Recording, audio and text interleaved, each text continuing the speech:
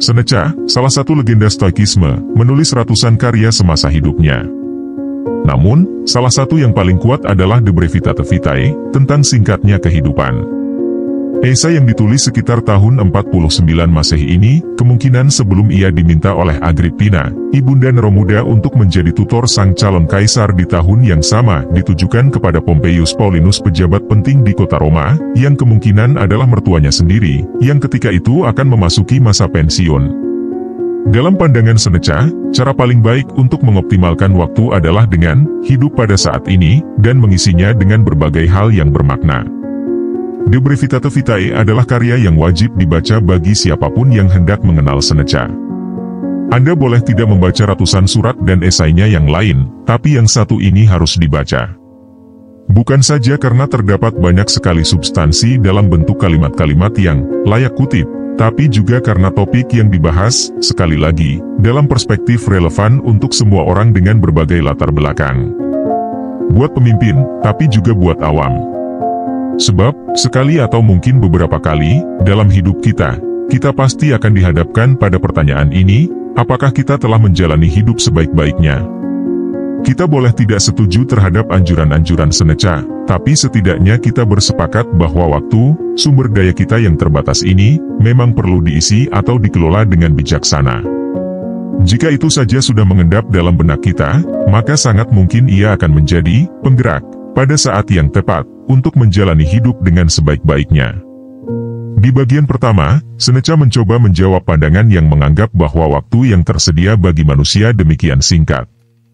Selanjutnya ia memberi contoh tentang bagaimana waktu disia-siakan oleh banyak orang dengan berbagai macam hasrat dan ambisi. Di bagian-bagian akhir ia menyampaikan pandangannya tentang bagaimana sebaiknya mengisi waktu. Berikut sejumlah kutipan pentingnya. Banyak orang menganggap alam demikian kejam.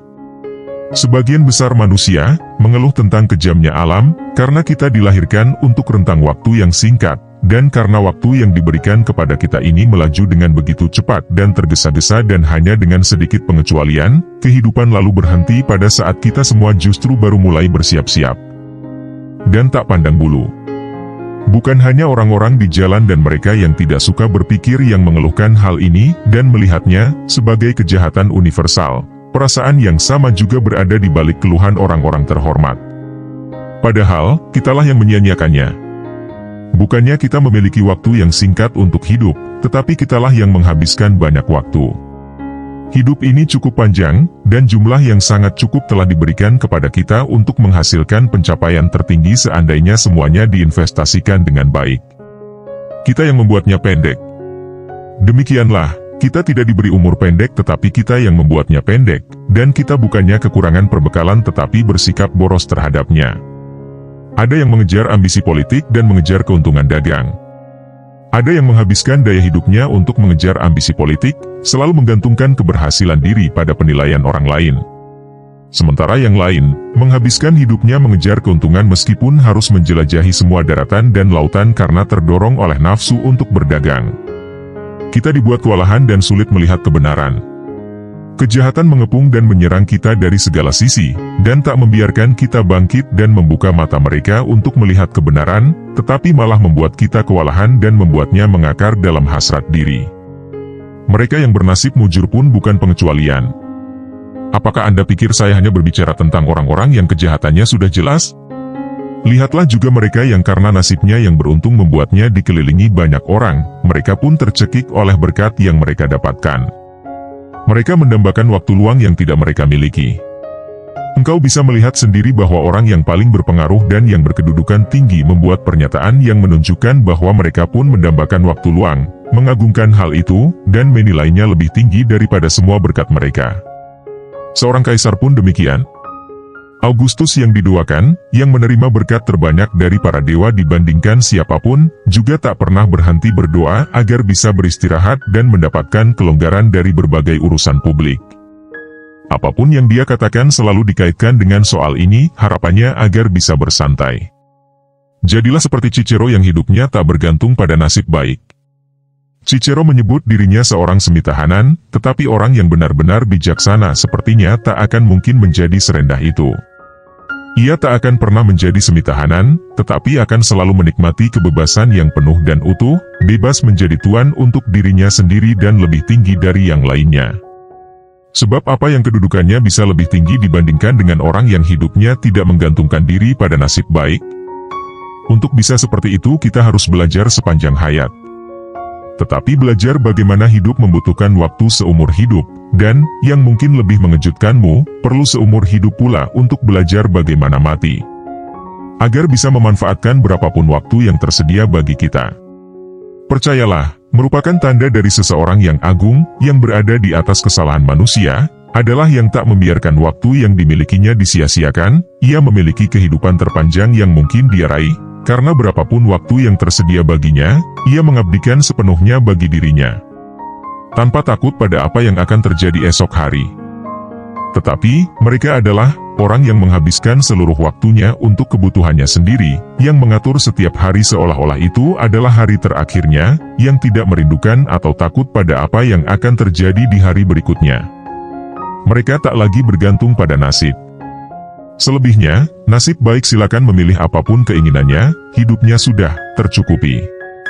Tidak ada yang bisa diambil dari kehidupannya, dan ketika engkau hendak menambahkan sesuatu padanya itu seperti memberi makan kepada seseorang yang sudah kenyang dan puas yang akan menerima pemberianmu meskipun tak lagi mengharapkannya. Mereka hidup dengan penuh dan tak menjadi tua dengan sia-sia.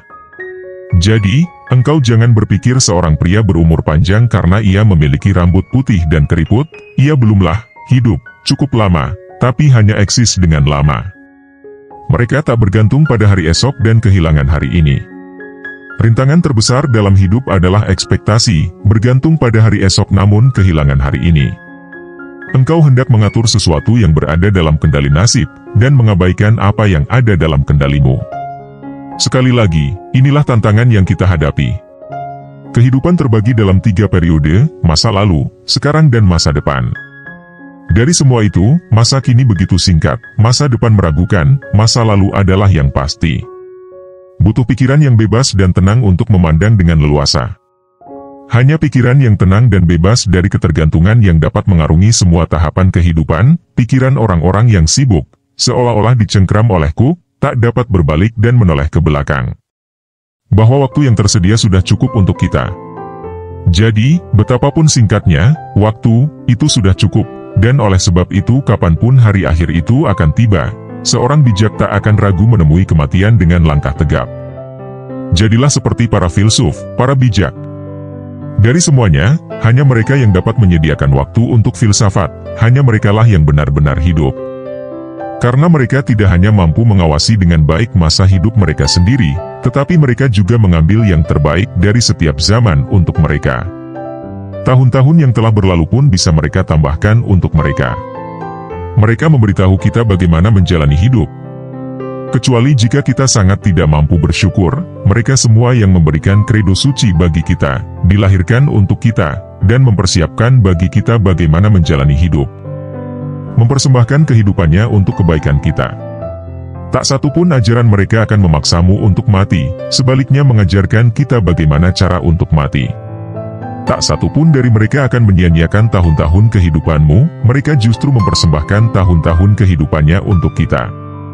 Begitu pula tak satu pun dari percakapan-percakapan mereka berbahaya, atau persahabatannya merugikan, atau kehadirannya mahal. Mereka bebas dari belenggu waktu.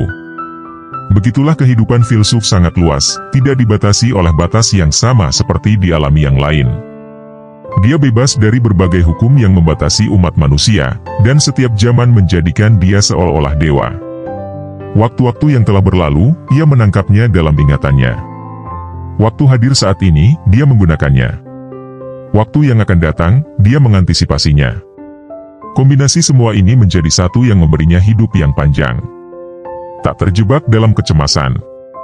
Tetapi hidup ini sangat singkat dan mencemaskan bagi mereka yang melupakan masa lalu, mengabaikan masa kini, dan takut akan masa depan. Sekali lagi, untuk mereka yang beruntung dalam karir dan kesejahteraan. Untuk mempertahankan kemakmuran, kita membutuhkan kemakmuran lain, dan untuk mendukung doa yang terbukti berhasil, kita harus terus berdoa. Apapun yang datang kepada kita secara kebetulan tidak ada yang stabil, dan semakin tinggi kita naik, semakin besar kemungkinannya untuk jatuh. Berpalinglah pada kebajikan. Dalam hidup yang seperti ini, engkau akan menemukan banyak hal yang layak dipelajari, mencintai dan mempraktikkan kebajikan, meredam gairah, mengetahui tentang cara hidup dan mati, dan menjalani kehidupan yang penuh ketenangan. Dan tak perlu iri hati. Lalu, ketika engkau melihat seorang pria sering mengenakan jubah kekuasaan, atau seseorang yang namanya sering diucapkan di berbagai forum, tak usah iri hati padanya, hal-hal ini diperolehnya dengan mempertaruhkan nyawa. Agar namanya dapat tertulis di sana selama 1 tahun, mereka harus membayarnya dengan seluruh tahun dalam kehidupannya. Begitulah anjuran kebijaksanaan menjalani hidup yang bermakna, berapapun waktu yang tersedia bagi kita.